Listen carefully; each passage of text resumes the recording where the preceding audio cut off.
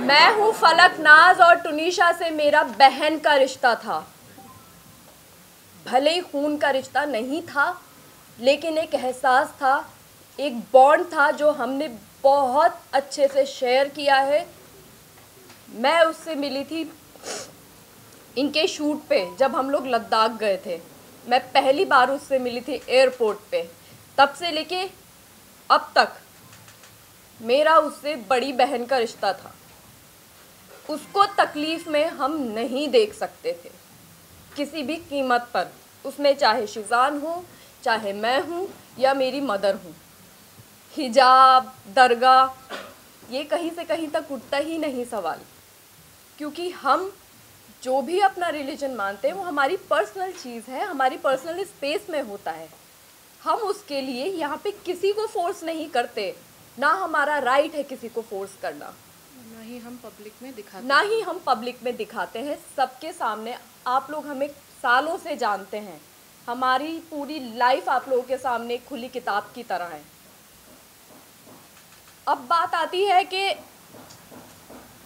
उसको हमने फोर्स किया, या उसका वो जो हिजाब लेने वाला फ़ोटो जो सर्कुलेट हो रहा है वो शो का फ़ोटो है, शो की शूट का फ़ोटो है। उर्दू सिखाना, हम जब मायथो करते हैं, इसने मायथो किया है, मैंने मायथो किया है, हम भी तो हिंदी बोलते ही है ना, शुद्ध हिंदी। हम जब 12-13 घंटे एक कैरेक्टर में शो में रहते हैं, एक आउटफिट में रहते हैं, हम 25 से 30 दिन हम शूट करते हैं, तो वो बहुत नेचुरली हो जाता है कि हम वो लैंग्वेज बोलने लग जाते हैं। और किसी लैंग्वेज का रिलीजन से क्या लेना देना है, हम इंडिया में रहते हैं, इतनी सारी भाषाएं हैं, तो लैंग्वेज बोलना, रिलीजन एक्सेप्ट कर लेना या कन्वर्ट हो जाना प्रूफ नहीं करता है।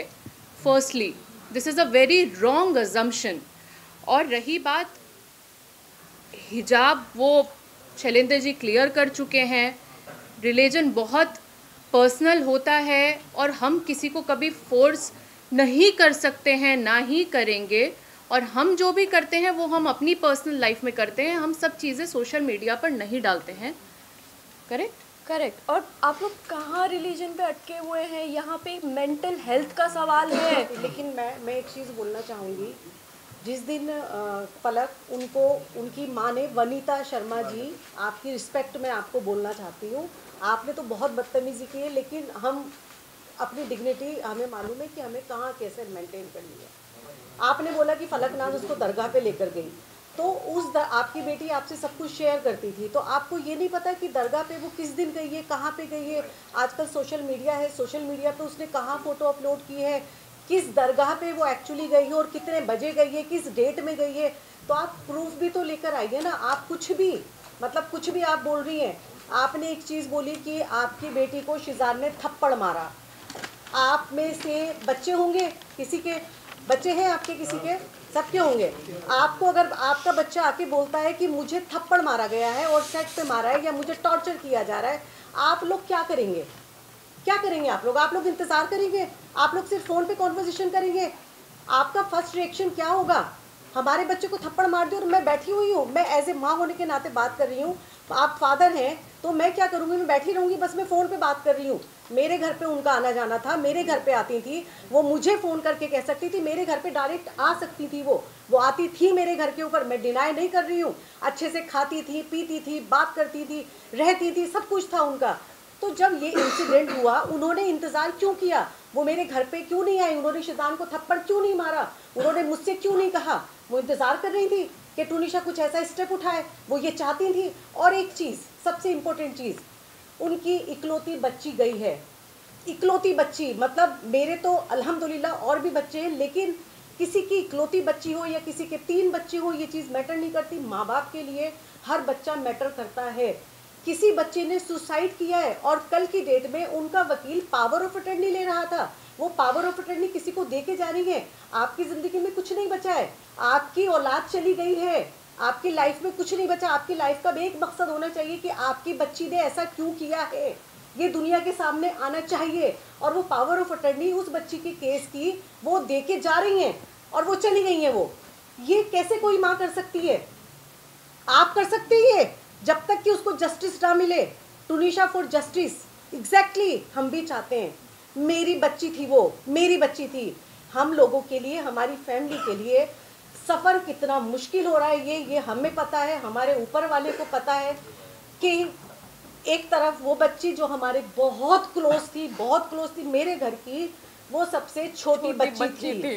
वो भले ही 20 साल की थी, लेकिन मेरे लिए वो 10 साल की बच्ची थी। वो एक तरफ वो बच्ची जो चली गई है, और दूसरी तरफ मेरा बच्चा जो इनोसेंट है, जिसने कुछ नहीं किया, उसको भेजने की तैयारी में उसकी माँ मेरे बच्चे पे एलिगेशन लगा रही है। क्या चाहती हो आप वनीता जी? आप क्या चाहती हो? एक बच्ची ने सुसाइड कर लिया और दूसरी माँ का बच्चा भी सुसाइड कर ले, आपके टॉर्चर करके, आपके प्रेशर में आके। जो पिक्चर सर्कुलेट हो रही थी, जिसको बहुत अलग पॉइंट ऑफ व्यू से देखा गया है, तो मैं एक लॉजिक आपको देती हूँ।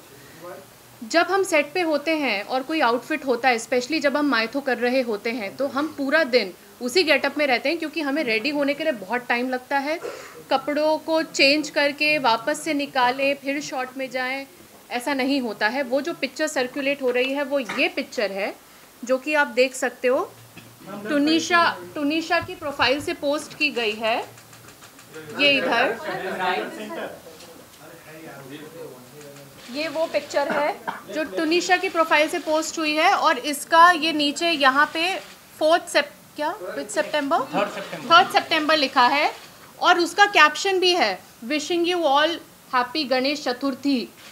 और ये पिक्चर में उसने हिजाब पहना हुआ है, और ये क्योंकि उनका ऑलरेडी सीन शूट हो रहा था, जिसमें ये देखिए, ये वो एपिसोड का है जो एपिसोड टेलीकास्ट हुआ है, एपिसोड 21 14 सितंबर, यहाँ क्लियरली लिखी है। और क्योंकि बैंक होता है और हम लोग टेलीकास्ट शूट पहले करते हैं, बाद में टेलीकास्ट आता है, तो ये टेलीकास्ट डेट इधर है और ये एपिसोड का है।